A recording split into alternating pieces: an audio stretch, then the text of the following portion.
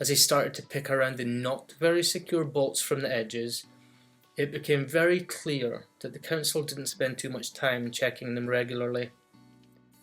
3 jumpers this month already, and probably another 2 to go. Every month it's the same. When he first moved into his flat last year, he was so ready to start his new life in the big city that he'd idolised for years, where his mum and dad first met, and he'd loved that he'd grown up listening to their deep, broad Glaswegian accents.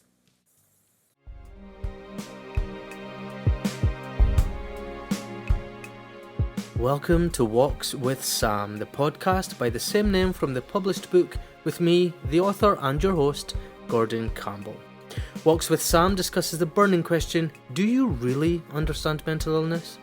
We'll be discussing the journey into and through mental health illnesses and talking openly about real-life lived experience to raise awareness for all who want to better understand when we are victims and when we're being warriors. We know how important mental health awareness is, so you can show your support for free by sharing this podcast and the book with your own support groups, leaving a review on the book on Amazon or Kindle, subscribing to the podcast, or if you'd like to support the unpaid work that we do and you do find it valuable, please do purchase your own copy or gift a copy to others in your life who you think would also benefit. It's an emotional journey ahead, so we will keep it lighthearted, and please do bear in mind that there will be references that may be triggering to some, so please do stop and come back in as you feel necessary. Enjoy the journey, and let's take a walk with Sam. Welcome to another episode of Walks with Sam, where we explore the deeper understanding of mental health from my published book. Today we are discussing transformative power of self-reflection in our daily lives. I'm your host, Gordy Campbell, and today we will be diving into why it's important to reflect on our behaviour regularly and the mental growth that can come from that practice. Before we hear the prologue to the book, we will discuss our reflective ability. So self-reflection is like looking in the mirror of our own minds. It allows us to pause, examine our thoughts, words and actions, and gain a deeper understanding of ourselves. It's a practice that can lead to profound personal growth and self-awareness. Think back to a recent interaction that you had with someone. How did you feel during that conversation? Did you speak with kindness and empathy, or did you react impulsively and out of emotion? Reflecting on those moments can help us see the impact of our behaviour on both ourselves and other people. So by taking the time to reflect on our behaviour regularly, we can learn from our mistakes and make better choices in the future. So it's not about dwelling on the past or judging ourselves too harshly. This is about using self-awareness as a tool for growth and for personal development. Now, you will hear in Walks with Sam so many personal stories of how self-reflection has transformed our lives. Through my pattern of negative self-talk and self-doubt, it was through reflecting on my own thoughts and beliefs that I was able to uncover the root of these patterns and work towards changing them. Self-reflection has the power to bring unconscious beliefs and behaviours to the surface, allowing us to examine them with clarity and compassion. This is a process of self-discovery. It can lead to greater self-acceptance and understanding. Picture yourself walking along a path of self-reflection. With each step, you gain an insight into your own motivations, your fears, your desires. That's a journey of self-discovery, and it can lead to profound changes in how you view yourself and how you relate to the world around you. Prologue. Attempt 1. At only 19 years old. That's all, 19. Sam stood looking through the mesh wiring of the 30th floor Glasgow high-rise flat, overlooking Springburn and just starting to admire the beauty of the Scottish cityscape. Ibrox Stadium just off to the left of the city, and further over to the right of the city, Parkhead. The Celtic grounds, known to the real fans as Paradise. He never did understand football, but seeing the 2 stadiums at each end of the city from his high-rise flat He understood the rivalry a little clearer, and he based it on the two halves of one city. As he lit his fag, he looked around the mesh at where the wiring was connected, and he thought, "It's strong enough to keep the scurries out on my balcony, but is it strong enough to keep me in?" As he started to pick around the not very secure bolts from the edges, it became very clear that the council didn't spend too much time checking them regularly. 3 jumpers this month already, and probably another 2 to go. Every month it's the same. When he first moved into his flat last year, he was so ready to start his new life in the big city that he'd idolised for years, where his mum and dad first met, and he'd loved that he'd grown up listening to their deep, broad Glaswegian accents. On his first walk after getting off the train in Queen Street, as he headed towards Sauchiehall Street with his case, he looked over towards us and saw a tall building that looked all so familiar. The hotel he'd stayed at when he was 15 with his friend and her mum. A weekend away, as they planned for their free photo shoot, one in a national competition. He looked up at the dark and dreary building and remembered such innocent times when they had both hung out the window in the middle of the night, laughing and shouting at all the drunk people as they stumbled out of and fell around the street outside, the pub across this one-way road. Even now, as a new arrival, he had memories to hold on to from the city. He thought about the conversion that he had at the Central Station bar, and he tried to figure out how to get his new student digs over a pint of Tennent's. "Where you trying to get this, son?" this very weathered but knowledgeable older man asks, and hearing Springburn replies with a laugh under his gravelly, smoker-throated breath, "You kiddin'?" They just had a chat about Springburn, North Glasgow, and how, "If you keep your head down, you'll keep yourself to yourself. You'll be alright." Nothing to worry about then, surely. Now, as he thought back on it, having been there just short of a couple of years, he understood why Jim, the barman, had said to him, "Springburn, the most dangerous part of the country," according to that year's BBC report, 1999. And now he really felt it. The amount of drug addicts, alcoholics, gangs and deaths were undeniably incomprehensible. That's where the jumpers came from. Another statistic. People who seemed to be past the point of no return and couldn't find the help they needed. He'd usually just expect one day to look up and out the window and see a body gushing past his flat against the speeds of the wind. He hadn't seen one yet. Probably another 2 this week, he thought, as he stubbed his fag out on the loose bolt and flicked the stub out through the mesh and into the abyss to be blown away up the street as he immediately pulled the meshing away from the wall, then the brick, and stood in the opening, preparing himself to jump. That'll mean just one more this week. Attempt 4 at 25 years old. That's all. 25.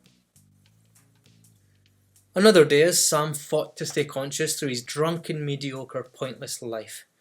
He walked unevenly alongside the canals, trying to keep his balance and stop himself from falling in.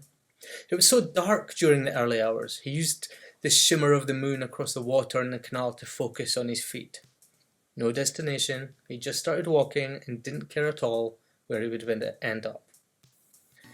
This almost 2 years after he'd arrived in Birmingham to escape the pain and destruction that Glasgow had unleashed on him. He had been breaking free from its hold and starting a new life with new beginnings. He held so many high hopes for his new surroundings. The settled city would save him. Yes, this would be the change he needed, where he knew nobody and could be himself without people. People were no longer needed for his new plans to be a better person, live a better life. From now on, it would be all about Sam. Nobody around to manipulate him or place him in a mould of who he should be to match them in their city. This would be the change he so desperately needed to break free. And then he blacked out. As he opened his eyes and realised consciousness, he couldn't see anything. It was entirely pitch black around him, apart from the small speck of light in the far distance. Where was he? He had no idea where he'd ended up or how he'd managed to get here. He didn't know how long he'd been sleeping for, but most importantly, where had he fallen asleep? As he managed his balance a bit better, in that moment he took a few steps and tripped on something that felt like a large bar. He suddenly heard what sounded like popcorn being made in a closed pot, much like that of when he was a teenager using his mum's pressure cooker and the kernels with oil. Those were the days, without a care in the world apart from how to make popcorn for fun. The popping continued and then turned to a crackling sound. Being slightly less drunk than before and with a slight logic remaining, it suddenly dawned on him. He'd seen enough action films to know that sound, to appreciate the framed darkness around him with a light at the end of a tunnel. But that sound, that was a train headed straight towards him. Immediately, those dull, hateful, carefree voices he'd heard so often had changed their tune. Now they were saying something very different. "Run, Sam, run!" He ran as fast as he could towards the daylight at the end, all the while thinking, how the hell did I end up inside a tunnel, and what the hell was I thinking? He ran as fast as his legs could wobble across the gravel between each plank. They were so securely keeping the tracks in place. Every stride he took, making the daylight, at the end, even larger and wider until he stood directly in the opening to the tunnel. With enough time to spare, he turned to face the darkness, caught his breath, and realised he'd decided to sleep there for a reason. Those voices had been right all along. The truth really does come out when you're drunk. His life was not a life. The pain was too much, and nothing was getting rid of the pain inside. That's obviously why he'd gone inside the tunnel, had taken his final position to go to sleep one last time. He looked over his right shoulder towards the opening in the fence at the side of the canal and thought about what was on the other side of that fence. Having no memory of even squeezing through the gap he was looking at, he compared the life outside the tunnel to that of the inside. The sound of the tracks began to hum louder, and with each breath he took, the crackles of electricity becoming more clearer with each second that passed. Today's life feeling less worthy than the one yesterday. Sam looked down at himself, covered in dirt and dust, the smell of stale beer from day drinking that had led into the night and then towards the early hours, always surrounded by strangers who had no compassion for his own well-being. And it was clear that they had resolved, like himself, to spend life constantly looking for the ingredients in the world to numb the pain for good. The dirt, the lack of self-control or self-respect. He hated himself in that moment. He accepted it. He turned his head and looked back towards the darkness of the tunnel. It was at that moment he took a few more steps towards the empty black hole and decided to wait for the next train. End prologue. So when we reflect on our behaviour regularly, we create a space for growth and transformation in our lives. We become more attuned to our own needs and values, allowing us to make the choices that align with our true selves. Self-reflection can also help us cultivate a greater sense of self-compassion, empathy towards others. By seeing our own struggles and imperfections with kindness, we can then extend the same understanding to those around us. Imagine a bell ringing in the distance, signalling a moment of reflection. Taking a deep breath and consider how the self-reflection can enhance your mental well-being and personal growth. It's a practice that can lead to greater clarity, resilience, and inner peace. As we wrap up today's episode, I encourage you to make self-reflection a regular part of your daily routine. Whether it's through journaling, meditation, or simply taking a few moments to pause and breathe, find a practice that resonates with you and commit to it. Just remember, the journey of self-reflection isn't always easy, but it is incredibly rewarding. Embrace this process with an open heart and a sense of curiosity. Watch as it transforms your life in ways that you never thought possible. Thank you for joining us on Walks with Sam. Until next time, remember to reflect, grow, and embrace the beauty of your own inner journey. You can support the unpaid work that we do by subscribing to the podcast for free, sharing with friends and family, or follow us on social media, Gordy Camp TV on Facebook and at Gordy Camp on Instagram and Threads. Or you can buy a copy of the book on Amazon or Kindle. Alternatively, you can gift it to someone you know, friends or family who may need it. On to our next chapter. Backdraft. A fire is a fire, a series of mixed elements, chemical reactions, and decades of scientific proof to tell us that fire is fire. We know it burns, we know it can damage us, and we know that it can be deadly. But what is it that hurts us? The fire? The chemicals themselves? The science? No. Pain. We get hurt by the pain, the burn, the sensations caused from the skin's reaction to the fire. The fire itself doesn't hurt us. The fire damages us. Our precious bodies, fragile and tender, become damaged when it comes into contact with the fire. Our bodies react to the flames in the fire, which creates a damaged body. And from this damage, pain. Just like fire, our bodies are a series of elements, bones, organs, flesh, bacteria, nails, science.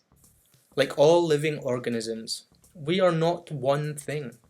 We are all made up of a multitude of atoms, microbiology, neurology, psychology, and the list could be endless.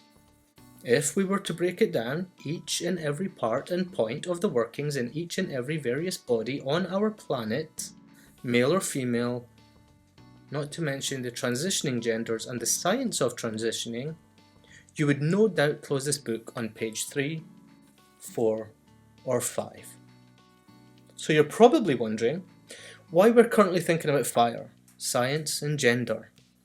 For now, we just need to remember that apart from the type of chemicals involved, we as humans work very similarly to fire. Fire causes damage, pain, created by the damage. So we now think about how fire can get worse than fire. What can fire make more dangerous than fire itself? Surely fire is as dangerous as fire gets, no? A backdraft. Fire feeds on oxygen. As the fire strengthens, it swallows up oxygen from its surrounding area. Let us imagine for one moment that the fire is an enclosed room with no doors, no windows, no ventilation. But who started the fire if there are no doors or windows? Stop. We're not getting distracted. So the fire is in full control of one room. It has its home, an enclosed room with a limited supply of oxygen. Suddenly, fire begins to feel starved of the one thing it needs to stay alive. And then we break down a wall. A backdraft. Instantly, unlike anything it's ever known, fire breathes in life like it's never felt before. It surges throughout the full room and escapes instantly from its confined space. And in this one single moment, fire loses all control of itself, flying through the air in all directions, ready to hold on to every single thing that it comes into contact with. No one or nothing can be sure of what fire is capable of anymore. Fire runs amok across every surface, grabbing hold, destroying anything that it can. It may burn for days, it may kill hundreds of people, it may kill one, who knows? People are everywhere, trying to control the fire, but fire is doing its damned best to stay alive. Keep breathing, holding on to everything it touches, no different to any soul climber whose rope has just fallen from their hand and with flame-like fingers tensing up around every crevice as tight as they can with the strength that they have to stay alive. Just like fire, they want to keep on breathing. Fire has one aim and one aim only: stay alive. Fire doesn't know how many people are being hurt, and being upset and losing the most precious belongings because of it. Fire has been given life, by nature or otherwise. Fire never asked to be brought into this world. By no fault of its own, it's been created. It surges with energy to make the most of a bad situation and just be accepted. Nobody likes fire, unless it's on their own terms. For people can be evil and no different to any wild animal, who suffers from the one necessary need to use it. Instinct is born. We need an insurance claim. Let's start a fire. We're trapped in the woods. Let's start a fire. I don't need this old wood. Let's start a fire. Pain. A backdraft, eh? What does a backdraft do? Creates an explosion. An excessive amount of one chemical creates a whole new situation where fire spiraled out of all control and created double, triple, or maybe even 4 times the damage that it would have. What if we had just let the fire to burn through his own lifespan in his own little room? No problems, no surprises. Fire was fire and then died. There would be no backdraft. Nobody needed to get involved, which would inevitably mean no damages, no upset, no casualties. What if does not tell us anything though, does it? What if makes for a lovely fictional story, but it doesn't answer any questions. Talking about fire doesn't really answer any questions, unless you started this book hoping to know a little more about fire. Well, you have now, but we're not here to talk about fire, are we? We're not really interested in the science of fire, are we? Maybe we are, though that's for another book. This was never about fire. Pain.